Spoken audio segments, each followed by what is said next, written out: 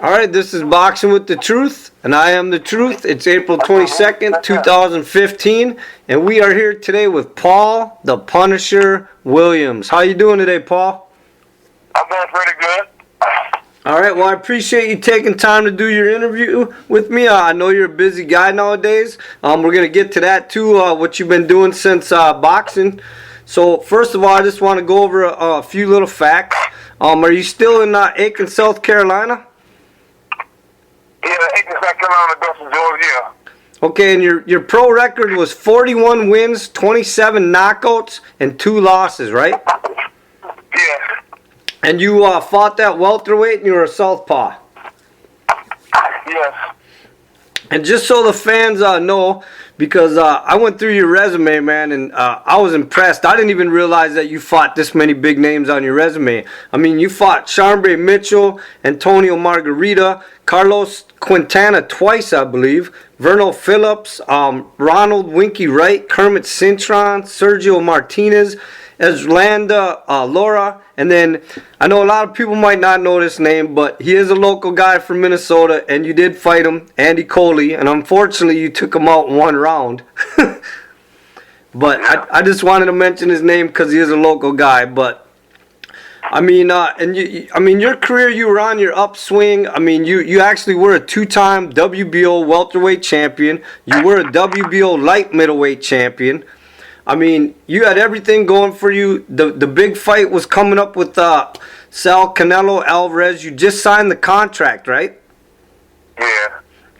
Okay, and then for the fans that don't know, and most of the fans do know, unfortunately, tragedy struck. Correct me if I'm wrong, you were on your way to your brother's wedding that morning on the motorcycle, right? Yeah. And from the way I heard it, is a girl kind of veered towards you that was supposedly texting on the phone, and you swerved to get hit and ended up. No, it wasn't nothing like that. You know, people got them stuff like. Okay. The car was going around the curve together. Like, you know, you going around the car, around the curve and stuff. Sometimes the car start curving over and stuff, like coming over a little bit. So I just moved over a little bit. You know, the car didn't go in my lane or nothing. It just looked like it was in their lane, but they started coming over a little further in their lane. And since I'm on my bike, I always ride my bike close to the edge of the white line. So I just moved it over to the yellow line, but it had the ridges in the road, and the ridges caught the bike and threw it across. Okay. So now, but another car or nothing hit you though, right? You just went airborne? No, guys, the swim out the way of other cars and stuff.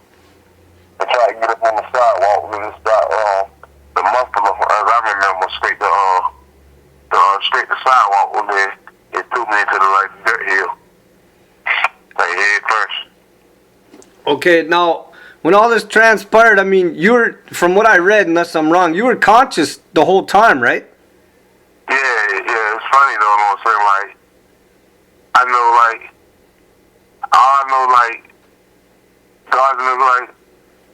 I don't know, like, the car was coming, I dodged them, or I dodged a couple cars, I don't know when I got on the sidewalk. I know, like, the muffler, like, straight the thing, and, like, threw me.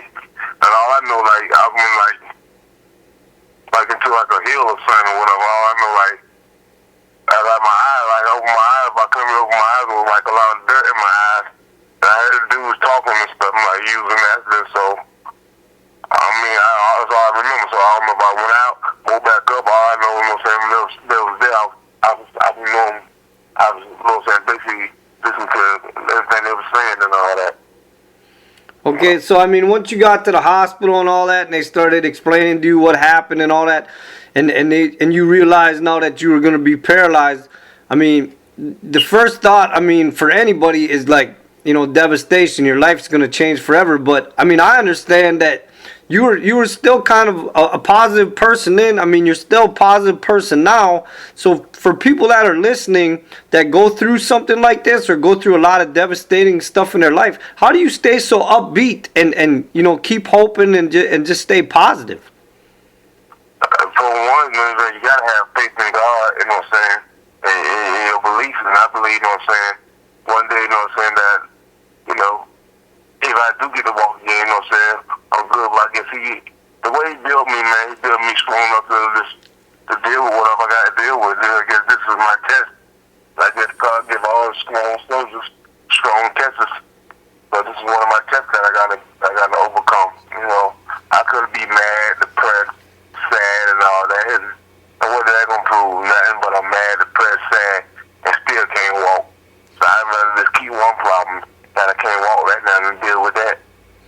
Well, I know one thing. I've seen some videos of you working out, and now I just saw a recent video of you actually in the gym with gloves on, hitting the heavy bag. So, I mean, so you're back in the gym working out a little bit? Yeah, off and on, like it's not like a everyday thing, like an off and on thing. You know what I'm saying? I go to the gym, remember my move, hit the heavy bag. You know what I'm saying? Like just like messing around. Basically, matters. I'm living life right now. You know what I'm saying? I'm doing like all the stuff what I couldn't really do when I was in camp and stuff because I mostly just training.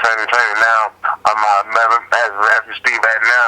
I'm at, you know what I'm saying, my homeboy house out here in Woodside. You know what I'm saying, the pond we out here fishing and stuff. Okay. You know? And I did read that. I was gonna say I did read that you're actually an avid fisherman and a hunter, right? Yeah, I go fishing, hunting and stuff, like all my down south stuff, you know what I'm saying? I do when I got the time to do it and stuff, you know. This is basically, you know what I'm saying, I just, you know what I'm saying, try to, you know what I'm saying, work my properties that I got and stuff, manage them myself, and you know what I'm saying, just do what I got to do to stay afloat, you know. Okay. Now I want to ask you about something, and I don't mean no disrespect about this, so please don't take this the wrong way. Is there any reason why that you haven't decided to get into wheelchair boxing? I mean, because you got the skills. You would be able to just run through some of those guys. Yeah, I didn't know they had wheelchair boxing. They got wheelchair boxing? Yeah, I've seen videos on it. I've watched a couple fights on it. I mean, obviously the guy can't move around the ring as much, so you basically got to have a good defense because you're standing toe to toe in the middle of the ring. I mean, well, you already know my skill, so I don't got no good defense. My offense is my defense. But that's what I mean. The skill set that you have against some of these guys that are in wheelchairs that box, you should be able to run right through a division. Oh yeah, you know, somebody talk to Adam about it. If it get popular like that, the money right now, I get in there, swing it out. Yeah, I mean, if I was you, I would check into it because I watched some videos on it, and that's the first thing I thought was about you. I thought, well, why doesn't Paul Williams do this? I was joking around because I need to start wheelchair boxing and stuff, but now that they got it there, I've been trying to find out how to get into it and stuff. Okay. Also, I want to bring up an opponent that you never ended up having, and his name came up a few times, and I think you guys actually had contracts signed, but I know something kept happening on his end. How come you and Kelly Pavlik never fought?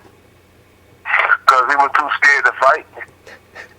That's me. And if you know me and stuff, you know me. I don't like to try to like bash people and talk bad about it. I'm just telling you straight about how it is and stuff. You know what I'm saying? Like, the first time I thought, you know what I'm saying, okay, he probably heard his hand got scalp infection and all that.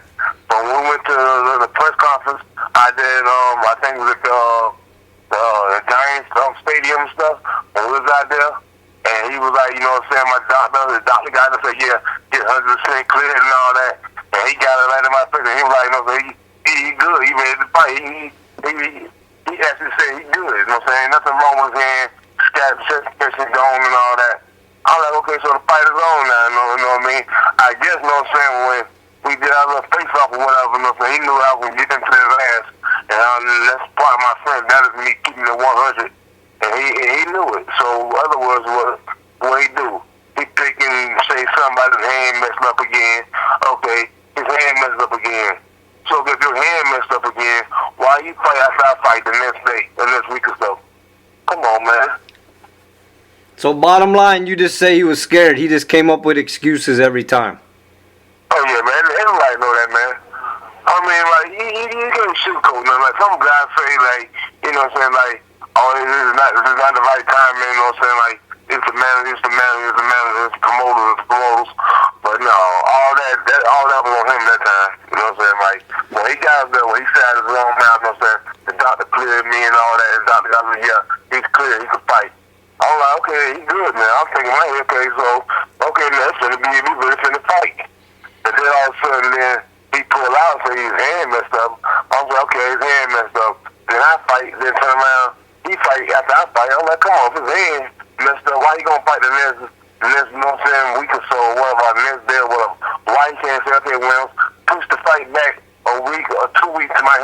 ready, then I fight. Okay. I want to bring up another guy that I kind of always wondered why you guys never met in the ring, and unfortunately he did die on a motorcycle. Was there ever talks about you and Diego Corrales ever fighting? No, at that time and stuff, their weights was too low for me and stuff. Like I was like probably like around 54 or 60 when I first started out and stuff, you know. And then we started cutting weight to 47 and stuff.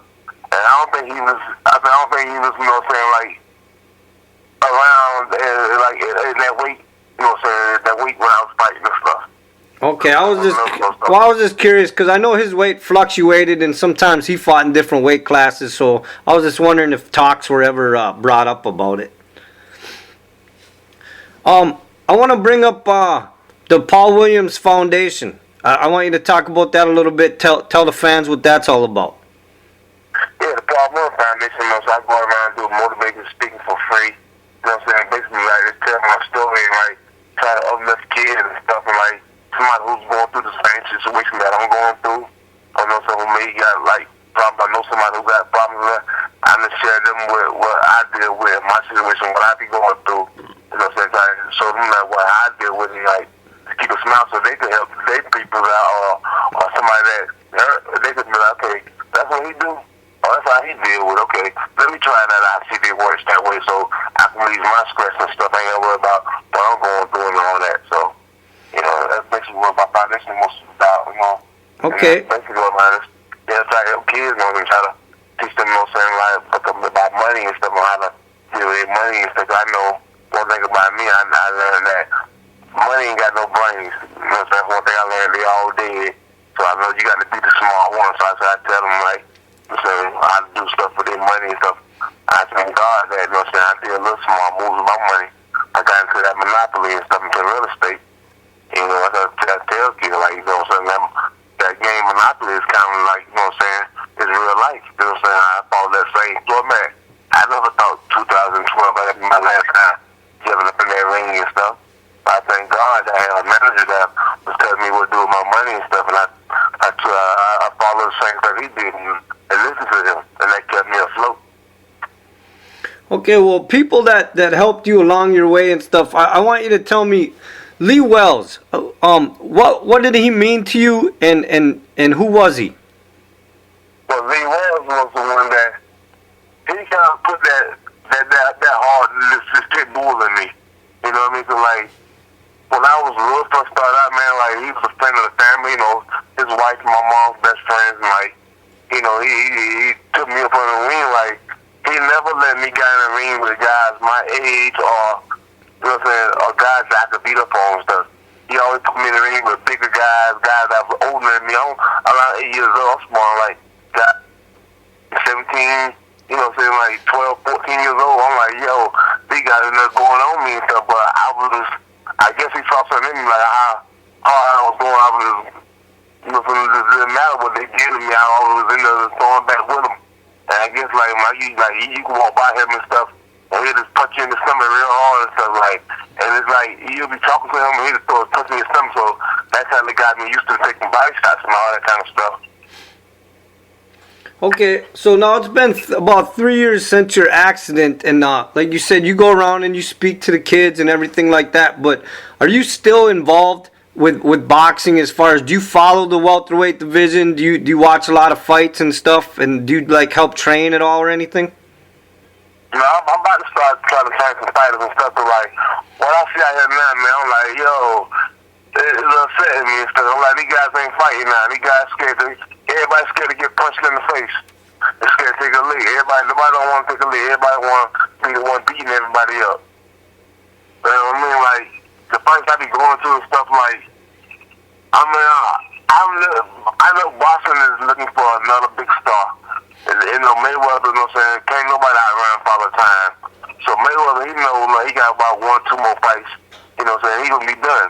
You know what I'm saying? If he chooses to stay around, he can probably stay around longer than he won't, because ain't nobody out there fighting like that. And it's not me bashing nobody. I guess because I'm looking for what I should do in the ring and stuff. I'm looking for guys to come out there to straight go to war.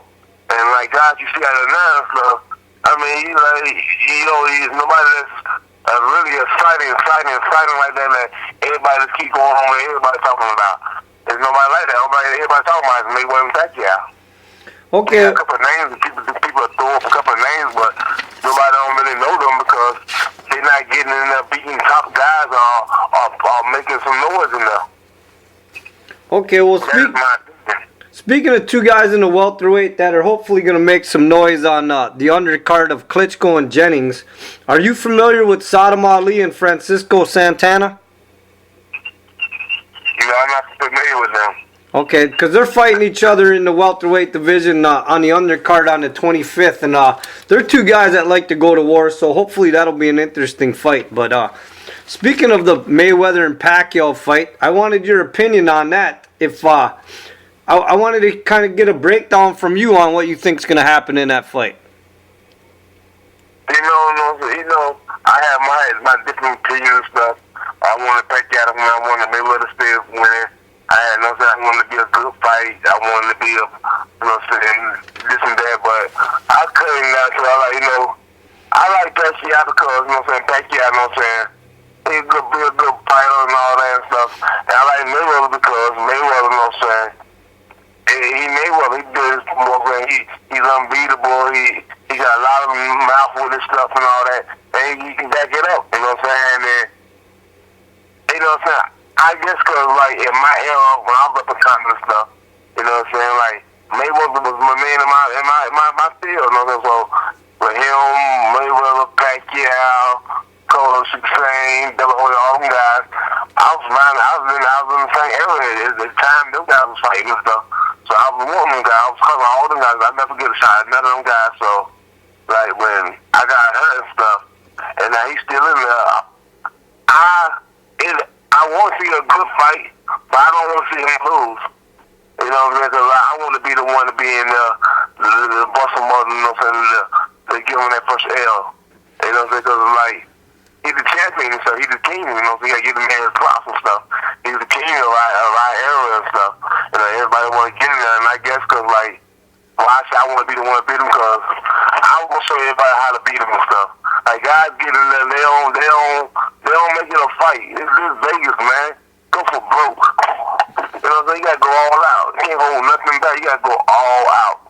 And that's what I want to do and stuff. I want to be the one to do that, but since God had other plans for me and stuff, I want him to carry that crown, keep long live the king, Okay, so let me ask you something. If you could get one fight, if they said you could train for one fight and get in that ring, who would your opponent be?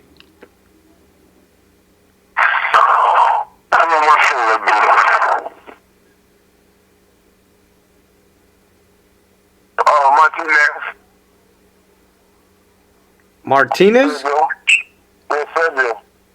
You already fought Sergio, though. Yeah, but he got that look. I don't like the way I went out. It wasn't he tried to make it seem like he slapped me up. He was gonna knock me out and all that, and he was slapping me up on a punch that he was he was trying to get away on my punch. Ducking and closing his eyes, running and stuff.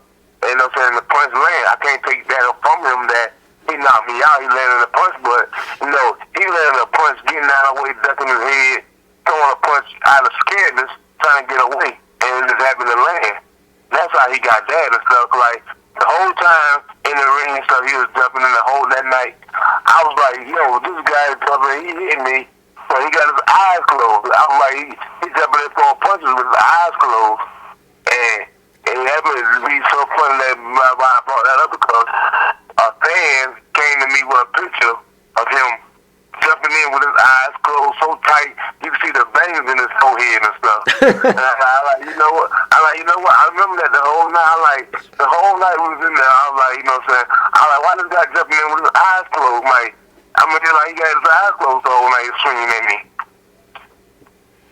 All right. Do you have? Has there been any talks about possibly doing a movie on your life story or a book?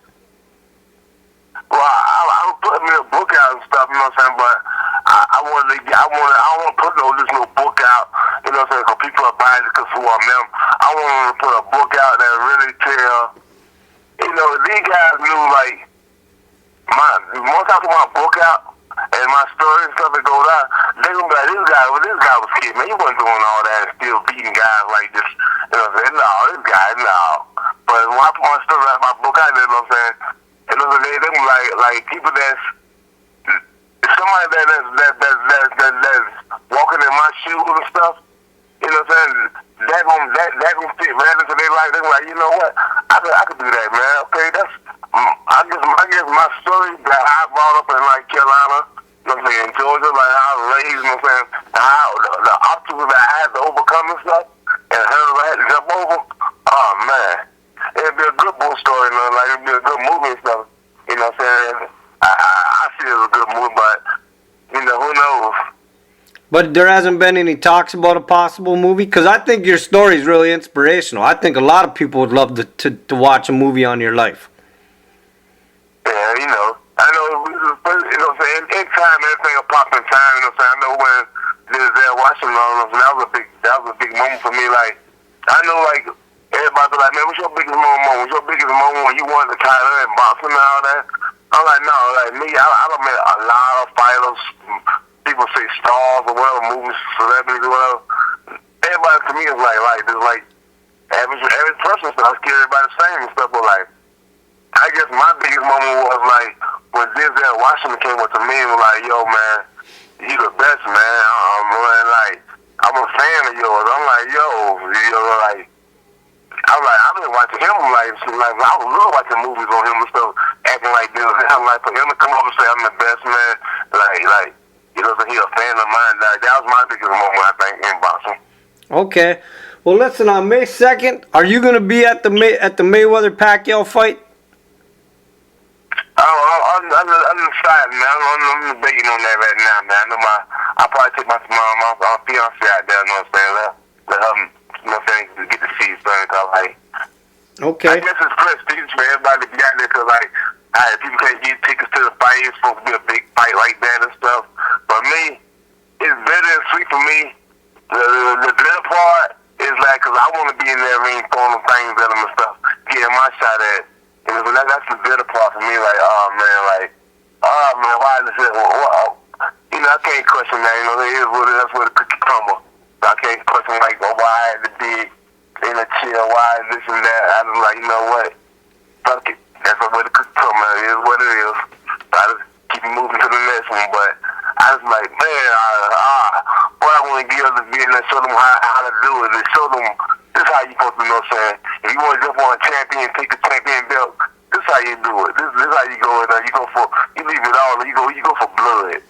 You know, but the sweet part about it, you know what I'm saying, is just being at the fight, you know what I'm saying? Around all the fans, the love that they give me and stuff, like, they made me, even though I'm in the chair and stuff, like, just hearing the story that the fans talk about it, like, man, yo, man, I enjoyed your fights, man. You gave me some good fights, man. I mean, the game missing you, man. Like, the little stuff that they say to me, that give me so much motivation. Like, that's why, like, every time they have some pictures or whatever, man, it don't matter. I give them that respect and give them that picture, man. That's why I say to all the fans out there, man, thank y'all. And I respect y'all for that. And the truth has spoken.